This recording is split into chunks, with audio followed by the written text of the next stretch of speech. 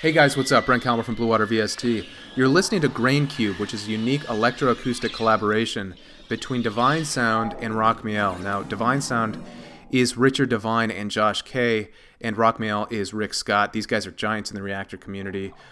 The interface benefited from the expertise of Igor Shilov of Twisted Tools, and the lemurized version of this was produced by Antonio Blanca, our friend. So this is kind of a dream team of Reaktor developers. Now, before I go further, I have to thank John Funk of _Funk Design for tweeting me about this. I had no knowledge this was out there, so thanks, John. This is great. Now, what we're going to do in this video is basically give you an overview of how this works and then take a look at an application. But before we can do any of that, you have to get this. And to do that, you can head to DevineSound.net, so D-E-V-I-N-E sound.net. Go to the Library tab, and you'll see this free GrainCube Reaktor collaboration listed.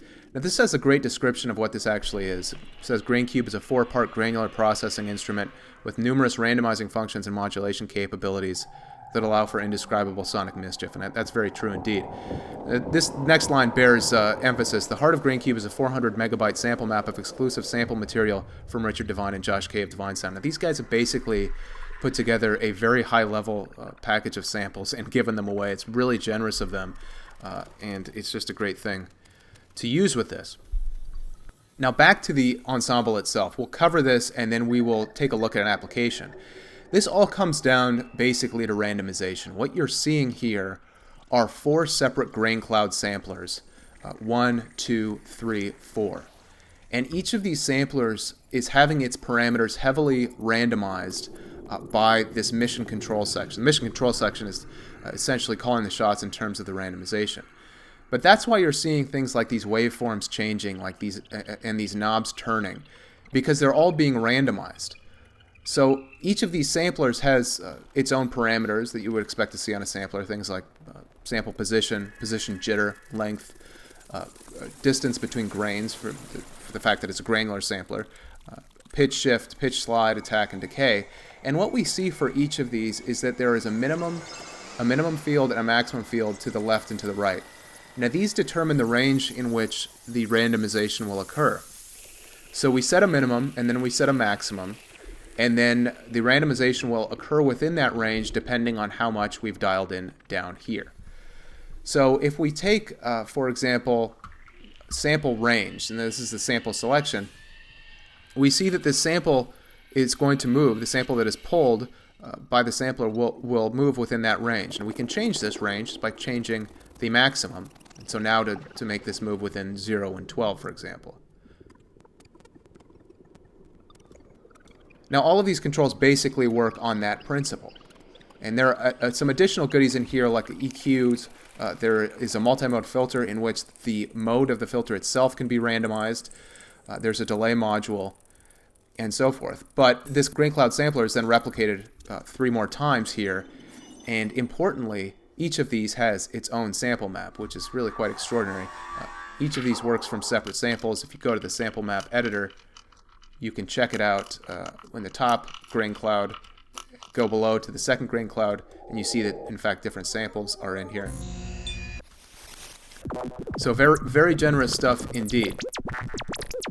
When we come back up here, we can see that in addition to these 4 samplers and this beautiful display here in the middle, we also have this mission control instrument at the center and the bottom. What this does is it allows you to determine the level of randomization that will take place.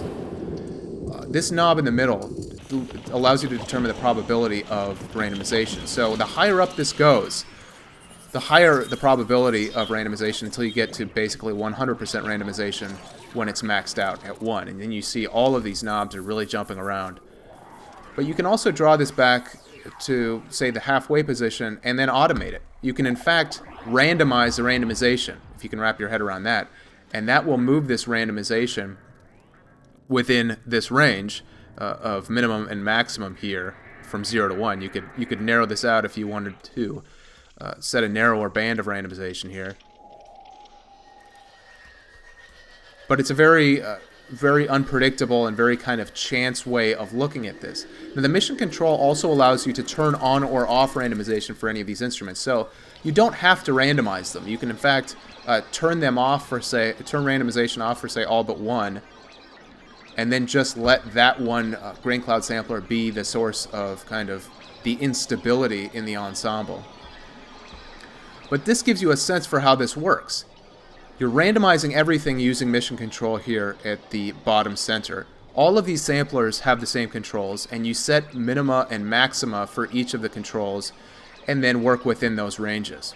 Now above this is a further sound design goodie, which is this Space Meister. This is essentially a high-level Space Master instrument that is in here that is kind of tweaked to perform and to have parameters that we would want to use with this. But you can see even these parameters are being randomized. And you can turn randomization on, single shot randomization by clicking on this button. So there's a lot in here.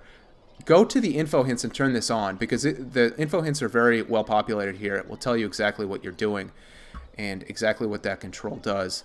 And sometimes a good thing to do just to start is to maybe turn off all of these grain cloud samplers but one, to get a sense for how this stuff works in isolation. So that's all I will say about GrainCube itself and its functionality. And now we will take a look at an actual application for this, because you're probably listening to it thinking, man, this is really awesome. But how do I harness this potential for my own purposes? We'll take a look at that next. Okay, now let's check out using GrainCube with an actual production application. Now I have loaded an Ableton Live set. I've loaded an instance of Reaktor onto a MIDI track, and I've loaded GrainCube in it. And now I'm going to create an audio track that I'm going to use to receive the audio or the output from GrainCube. So I'll create that. I'll do Control-R to rename it Loop. And then I'm going to go into the GrainCube track, and under Audio 2, I am going to go Loop.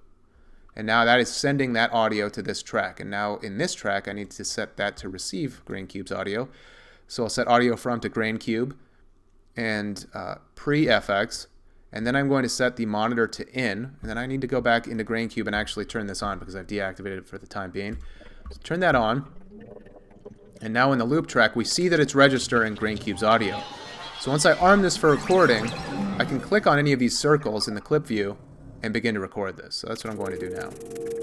And we're just going to record GrainCube's output for a while and see if we can come up with something, capture some ideas, and maybe focus in on them later.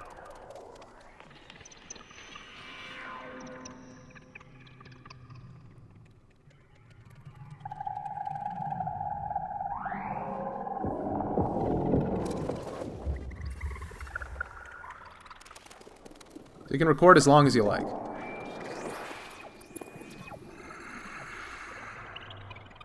Okay, I kind of heard something there that I liked. So I'm going to stop this, and then I'm going to set the monitor to auto, because otherwise we'll still be hearing GrainCube, and I'm going to deactivate GrainCube so that we're not using the CPU cycles or hearing it. And now I can come back into my loop and just play this.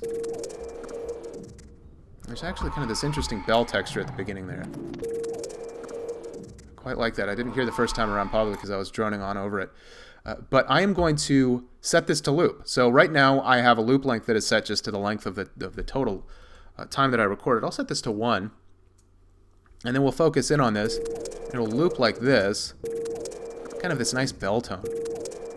And now maybe I can get this going against a groove. Now in Machine, I've loaded Machine. You don't have to have a Machine. You can use any drum loop, or you can use Ableton Live's drum racks, or whatever you have at your disposal. I've loaded the Andre Winter Siptech kit in Machine, which is a really nice tech house kit, and so we'll get this going. I will turn this track on and then see if we can't get some magic happening here. So automatically it just kind of locks in there. That's really quite nice. Has a lot going on there, nice kind of industrial texture. We could move through this too just by clicking on our once we have the loop brace set, we can use the mouse or the up button to move through this.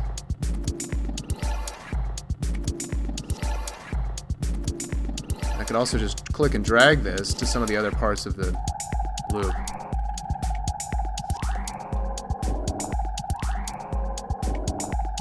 So this is very weird, ethereal stuff.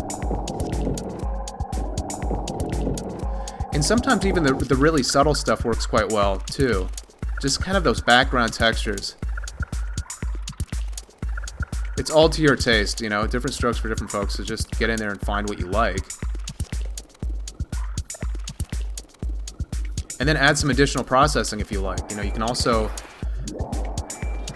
do things like take kind of drone parts and put a compressor on, and then trigger it with a kick drum from a different track to get that sidechain pumping effect if you like. But this is a great way to use GrainCube, because it will just record and kind of create this whole big chunk of ideas that you can then go in and focus in on and tweak and play with.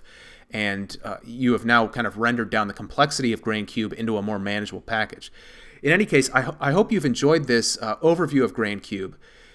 One thing I should finally note about it, which I neglected to mention before, is that these snapshots are very helpful. They're very descriptive in terms of what they're actually doing, and they are there not only for the GrainCloud samplers, but also for the Space Maestro and for the mission control. So get in there and use those and figure out what they do. It's a pretty good way of learning about it.